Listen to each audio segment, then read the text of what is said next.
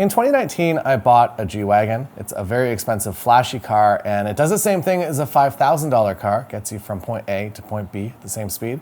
And honestly, a $5,000 car would have probably been a more comfortable ride.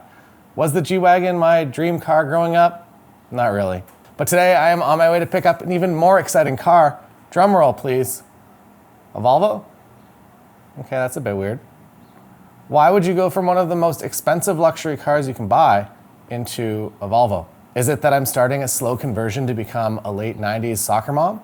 My recent Spotify playlist might suggest that. Let's talk about it right now. Or let's do it in the new car, I guess. No, we'll stay here. We're here to talk about an invisible force that rules a lot of purchasing decisions. Understand it and you will book more work. It is as simple as that. And that invisible force is social status. Social status is a weird topic to talk about. It feels a bit like a cringe pit.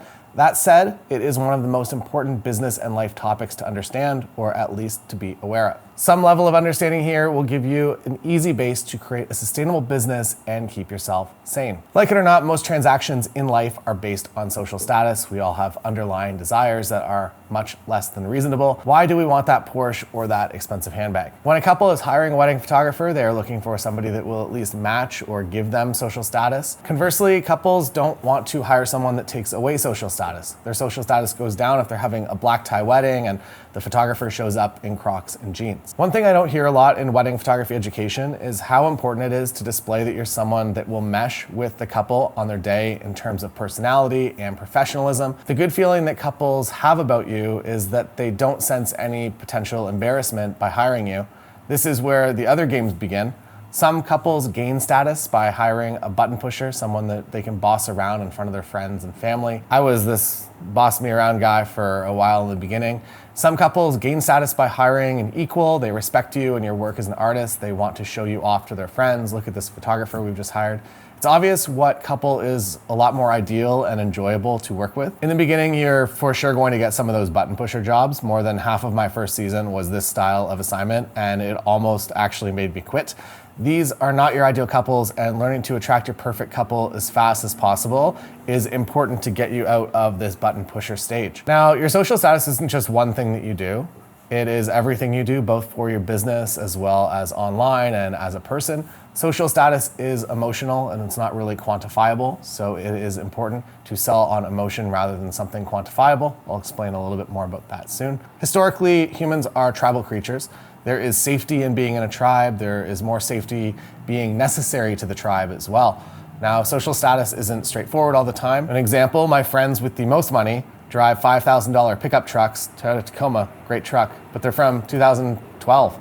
They could easily find a McLaren or whatever they want, but for them there is more social status in not being that person. They would instead rather belong to a tribe of humans that live a reasonable life, even though they have the means to be extravagant. The same goes for a mom dropping her kids off at school, shows up in a Ferrari, everyone else's minivans. She's probably not going to be part of that tribe. That said, all those rich friends also have a bunch of expensive cars. They just are a little bit more chill about it and don't drive them every day. People compete for status within their tribe. The tribes compete for status against rival tribes. And what does that mean for us as wedding photographers? A few things. First, the wedding ratchet is real, especially here in North America.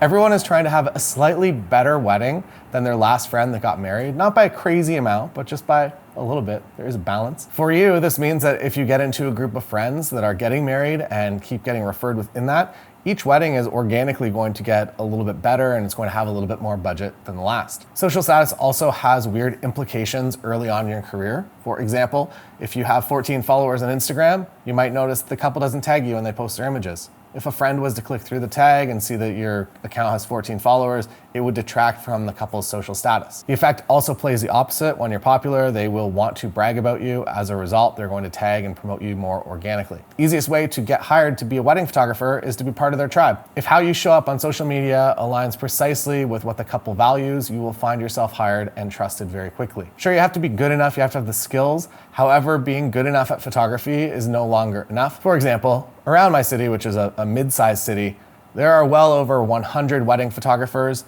that would be able to shoot a great high-end luxury wedding in this area. Yet only 3 or 4 really ever get considered. You might like this advice or you might hate it, but reaching high-end weddings in your area requires a bit of a life overhaul to match status with potential couples. The good news is, you're already on your way to it. You know that the best weddings to photograph are for people who feel like friends that you just haven't met yet. Sure, some of the weddings are going to be paychecks, some of them are going to be nightmares, but over time you're going to start shooting for more and more of your ideal couples. Attracting those ideal couples is not as easy as adding a single line of copy onto your website or showing a picture of you wearing designer shoes. It is everything.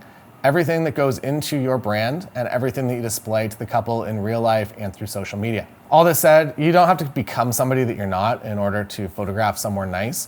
People will see through that if you're creating a persona and acting it, unless you're Drake. Side note here, my friend Ann T. Donahue wrote an excellent magazine piece a few years ago that talked about how Drake created this character Drake and then started playing Drake every single day, and over the years he eventually became this character that he created. And now that character is authentic. Drake is not the only example of this happening, but back to the topic here. People buy from people that they like and people that are part of their tribe or a similar tribe. Many people will tell you that you're the average of the 5 people that you spend the most time with. If they're not similar to your ideal clients, maybe it's time to start hanging out with more people that are. Now, I'm not saying to ditch all your friends and only hang out with people that you think are going to help you get ahead, but there is a pretty easy and natural progression to this. Again, you might hate to hear this, but being in the wedding business will take over your life. It's not a negative thing, it's an opportunity. Most of my best relationships are a mix of personal and business. I think spending time in those friendships is more rewarding in general, to be honest. Most of my best friends are wedding vendors in some aspect. My wife, Lindsay, is also a full-time wedding photographer. My friends that aren't in the wedding photography business run tech companies or do other entrepreneurial activities. And when you're an entrepreneur, you're kind of on an island, so it's very nice to surround yourself with other islands you can visit and understand what they're doing, what they're going through. And I feel like it just creates a more rewarding life experience. So all considered, surrounding yourself with other wedding vendors of similar caliber is an enjoyable way to live. You can refer each other and make each other additional money, plus you get to hang out on wedding days. One of the things I missed about working an office job is a sense of community, that you see the same people every day, you get to spend some time with them. And similarly, going into a wedding day at a venue where you know all the staff, the planner, the cake designer, the florist, it's a really, really nice feeling.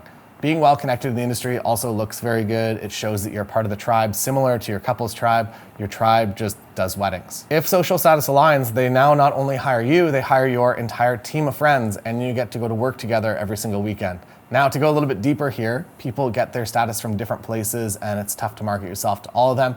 We'll use a bride and groom wedding as an example here. To overgeneralize and stereotype, maybe the groom is into weightlifting and he gets his status from that, or maybe he's big into basketball or football, and being knowledgeable about those topics is what he's proud of. Then maybe the bride is more into art and travel, and she gets her status from visiting new places and knowing about small cafes in the 9th in Paris. And that's all across the board. So how do you appeal to everyone? The simple answer is that you don't.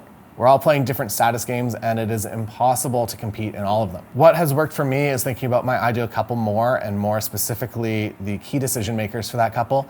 For example, in a bride-groom overgeneralized wedding, 95% of the time in my experience, it's the bride making the purchasing decision, so it's more important to appeal to the decision maker without alienating the other partner. It's also crucial to be in tune with the other partner, who is probably feeling pretty uncomfortable in this new world of wedding planning where they sit down for that first meeting. If one of the partners seems cold or removed at the start of the conversation, we are all quick to assume that this partner doesn't like us, when it actually comes down to the fact that the partner is not in their normal preferred social space. And knowing this is also something to keep in mind on the wedding day. Sometimes you arrive for getting ready coverage and the day starts a bit awkward. The faster you can identify what status game the group is playing, the faster they are going to become comfortable with you. If you're like me and you are incredibly socially awkward, one thing I recommend is to ask for Instagram handles on your contract. That way you can tag them when the photos go up, but then also you can know a little bit more about them leading up to the wedding day.